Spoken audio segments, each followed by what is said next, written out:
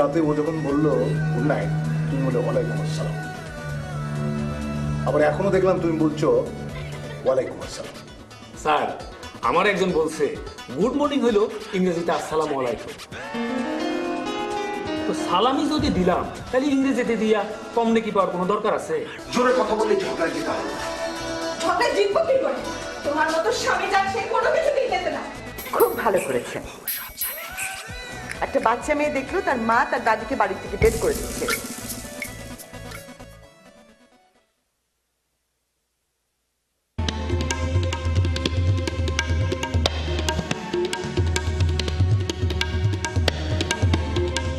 তুমি খামাখাই খবরদার, খবরদার, কোন রকম ভুজুক পাজুক দিয়ে আমাকে বোঝানোর চেষ্টা করবে না।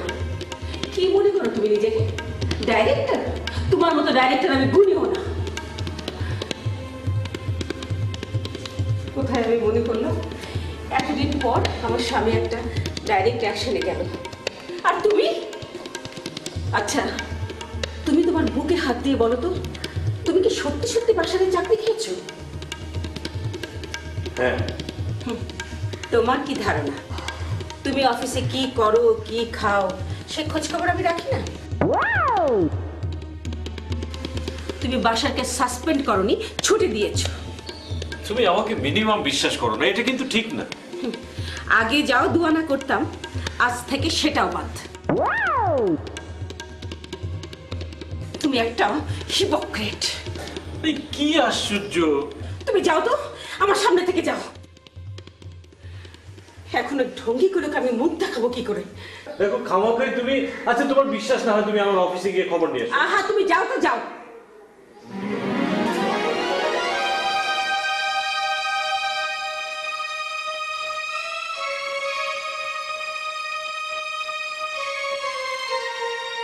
বিশ্বাস করবে? মিথ্যক, মিথ্যেবাদী, আমার সঙ্গে মিথ্যে কথা।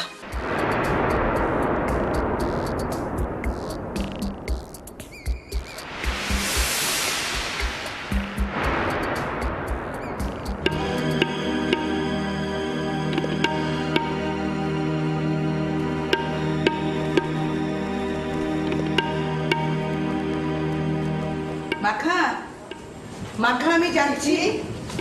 মা, কি হচ্ছে তোমার? শরীর খারাপ নাকি? বসো বসো। কি হয়েছে? সারা রাত ঘুমোনি? তোমাদের মতো মেয়ে যে মায়ের ঘরে, সে মাকে আর রাতে ঘুমোতে হবে না। কি হয়েছে? তোমার আদরের বোন, সে যে বোন আগে তো আসতো আর চলে যেত, কাল রাতে একেবারে চলে এসেছে। একেবারে চলে এসেছে মানে? বাসারও এসেছে। উপমা, আমি তোমার কথা কিছুই বুঝতে পারছি না। Be more specific. তুই আর বিতি মিলে নাকি জবার সঙ্গে চেঁচামেচি করেছিস, আর সেই জন্য জবা তার হাজবেন্ডকে বলে বাসারকে তার চাকরি থেকে সাসপেন্ড করিয়েছে। আরে পাগলের মতো হাসিস কেন? বউয়ে বউয়ে ঝগড়া? মা, তুমি না বাসার একটা কথা বললে তুমি বিশ্বাস করলে? ইটস অ্যাবসার্ড মা। আচ্ছা শোনো, চলো তুমি, চলো ওপরে চলো, আমার রুমে চলো। সিলি মা।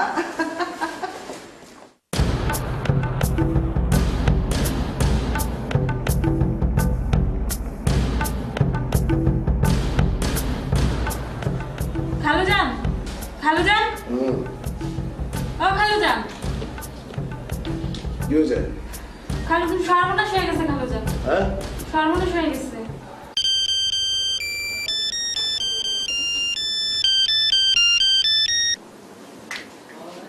হ্যাঁ বলো, যদি তোমাকে এক্ষুনি এগুলো একটু বাসায় আসতে হবে। কি হয়েছে? টেলিফোনে বলা যাবে না, শুধু এইটুকু জেনে রাখো, বিশাল একটা অ্যাক্সিডেন্ট ঘটে গেছে বাসায়। তুমি এক্ষুনি এসো। আচ্ছা ঠিক আছে, তুই রাখো, আমি আসছি। সুনাদ, তুমি কি মনে করো এই লোকটার বাসায় থাকাটা ঠিক? কেন বলো তো? প্লিজ প্রশ্ন করো না, ঠিক না ঠিক না? অবশ্যই ঠিক। একটা ছেলে ভালো হতে যাচ্ছে, we should honor it and I really try to help him. Do you really think that? ও ভালো হতে পারবে? Yes of course. টেনশন করো না তো, আমি মানুষ চিনি। যে লোকটার কারণে আমি এক রাত জেল হাজতে ছিলাম, সেই অপরাধ বোধে লোকটা আমার কাছে চলে এসছে। এই লোক ভালো না হয়েই পারে না। আসলে দীর্ঘদিনের অভ্যাস তো। অসাধারণ, অসাধারণ। তোমার সব ব্যাপারে আমি খুবই ইমপ্রেসড। তুমি তোমার কাজটা এত এত নিজের মতো করে করো না। দেশের সবাই যদি তোমার মতো নিজের কাজের ব্যাপারে সিনসিয়ার থাকতো। জাদু এবং পকেট মার দুটোই হচ্ছে দুই আঙ্গুলের কারসাজি। কিন্তু দুঃখজনক হলো সত্যি স্যার, জাদু করতে মানুষ সালাম দেয় আর আমাকে দেয়। তোমার সাথে একটু কথা বলতে পারি? বলো। Private matter. তো অসুবিধা কি? এই তো আমাদের আমাদের ঘরের লোক, একেবারে বলতে পারো যে লাইক। স্যার, আমার একজন বলছে গুড মর্নিং হইলো ইংরেজিতে আসসালামু আলাইকুম। তো সালামি যদি দিলাম তাহলে ইংরেজিতে দিয়া কম নাকি পাওয়ার কোনো দরকার আছে? তার সাথে আরবিতে দিয়া। আর এমনি তো আমাদের জীবন নানান পাপে ভরা। এই যে তোমার বই, রুমে যেতে হবে না। তুমি ওর বই লুকিয়ে রেখেছিলে? লুকাই নাই ম্যাডাম, আসলে অভ্যাস তো। বইটা দিয়ে একটু প্র্যাকটিস করলাম। আর একজন ভালো পকেটমার হবার মূল শর্ত হচ্ছে দিন রাত 24 ঘন্টা তাকে প্র্যাকটিসের মধ্যে থাকতে হবে। তো কোনো কথা হলো? হোমওয়ার্ক কি আছে ম্যাম? দেখেছো রিভাইজ ওয়ার্ড প্রবলেম করেছো? কেন, তুমি কি এখানে বেড়াতে এসছো? করতে হবে না? শুরু করো, খাতা খুলো, যে করে নাও। কি ব্যাপার?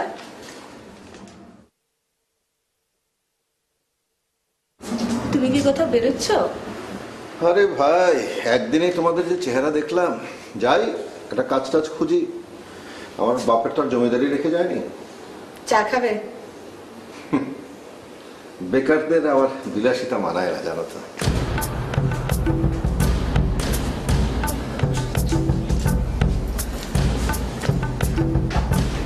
কি হলো? তোমাকে না অঙ্ক করতে বললাম? সারাদিন তো বাপ মার ঝগড়াই দেখছো, আবার হাঁ করে তাকিয়ে থাকে। এটা নতুন নাকি? জন্মের পর থেকেই তো দেখছো। করো, অঙ্ক করো।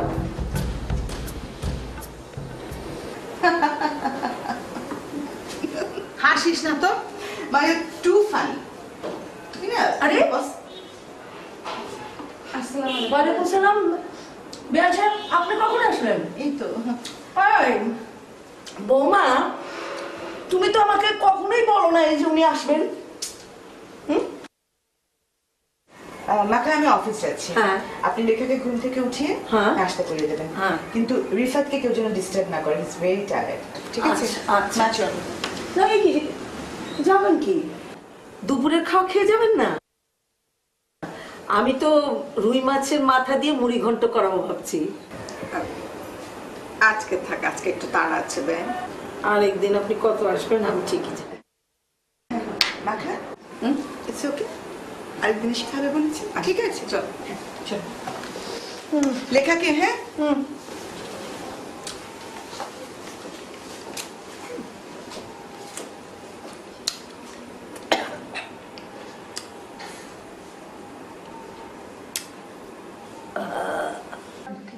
না ঠিক আছে, এখন তুই খা, চাটা খা। খাচ্ছি। আরে মা, তুমি এসো এসো। আমি তো ভাবছিলাম আমি তোমার ওখানে যাব। বসো মা। ইয়ে, পিথি আমার উপর রেগে আছে মনে হয়। না, আমরা ছোটখাটো অফিসারের বউ, আমাদেরকে আর কারো উপর রাগ করা সাজে? মানে আমাদের হাজবেন্ডরা তো আর কাউকে হুটহাট সাসপেন্ড করে দিতে পারে না। মা, কি খাবে চায়ের সঙ্গে বল? কিছু খাবো না খালাম্মা। আসলে কালকে একটু রাগের মাথায় আমার মাথাটা একটু গরম, তো সহজেই রেগে যাই। কিন্তু আমি মানুষ হিসেবে কিন্তু খুব একটা খারাপ না। আরে না না, আমি এই কথাটাই ওকে বলছিলাম। তোমার বাইরের দিকটা যত গরম, ভেতরটা তত নরম, তত কোমল। হ্যাঁ খালাম্মা, আসলে আমরা মেয়ে, মায়ের জাত।